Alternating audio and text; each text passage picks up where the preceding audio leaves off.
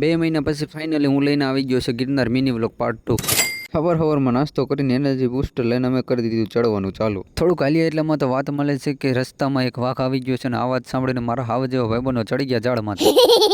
પછી તો મેં એકલાએ વાઘને મોરે મોરો દઈને રાંઢવેથી બાંધીને લટકાડી દીધો। પછી અમે વેલનાથ બાપુની સમાધિ તરફ જવા લાગવી છીએ। ચાલતા ચાલતા અમને દેખાય છે એક સુંદર વોટરફોલ, એટલે અમે જાવી છીએ ત્યાં ફોટોગ્રાફી કરવા। ફોટોગ્રાફી કરીને અમે પહોંચી ગયા વેલનાથ બાપુની ગુફાએ। તો ચાલો તમે પણ કરી લ્યો ધોણાના દર્શન। ત્યાંથી થોડુંક આગળ ચાલતા અમે પહોંચી જઈએ વેલનાથ બાપુની સમાધિ અને કરવી છીએ દર્શન।